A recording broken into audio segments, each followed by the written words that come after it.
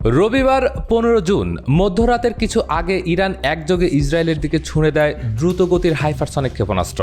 এর মধ্যে কয়েকটি সরাসরি আঘাত হানে সিজারিয়া শহরে, যেখানে অবস্থিত ইসরায়েলি প্রধানমন্ত্রী বেনিয়ামিন নেতানিয়াহুর ব্যক্তিগত বাসভবন। এই তথ্য নিশ্চিত করেছে আন্তর্জাতিক সংবাদ মাধ্যম দ্য ইকোনমিক টাইমস। তারা বলছে, হামলার লক্ষ্যবস্তু ছিল সিজারিয়া উপকূলীয় অঞ্চল ও ঘনবসতিপূর্ণ আবাসন এলাকা। এছাড়াও হাদেরা শহরে অবস্থিত একটি গুরুত্বপূর্ণ বিদ্যুৎ কেন্দ্রেও আঘাত এনেছে বলে জানিয়েছে ইসরায়েলি মিডিয়া।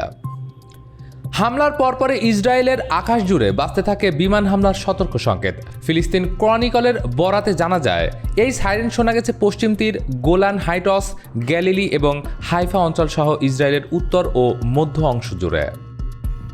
ইরানের ছোঁড়া ক্ষেপণাস্ত্রের কিছু অংশ আকাশ প্রতিরক্ষা ব্যবস্থার মাধ্যমে প্রতিহত করা হলেও অনেকগুলো সরাসরি আঘাত এনেছে বিভিন্ন স্থানে।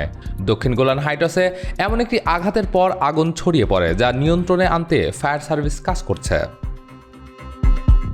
ইসরায়েলি হোম ফ্রন্ট কমান্ড ক্ষতিগ্রস্ত এলাকার জনগণকে আশ্রয় কেন্দ্রে চলে যেতে নির্দেশ দেওয়া হয়, কারণ একাধিক স্থানে আবাসিক ভবনে সরাসরি ক্ষেপণাস্ত্র আঘাত এনেছে বলে নিশ্চিত করেছে ফায়ার অ্যান্ড রেস্কিউ সার্ভিস।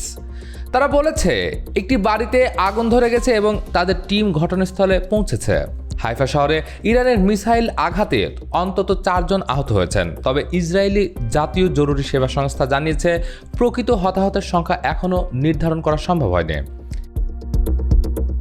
ইরানের এই পাল্টা হামলার আরেকটি বড় দিক হলো ইসরায়েলের গুরুত্বপূর্ণ বন্দরনগরী হাইফা, তেল আবিব এবং নেগেভ বিমান ঘাঁটিও ছিল হামলার টার্গেটে।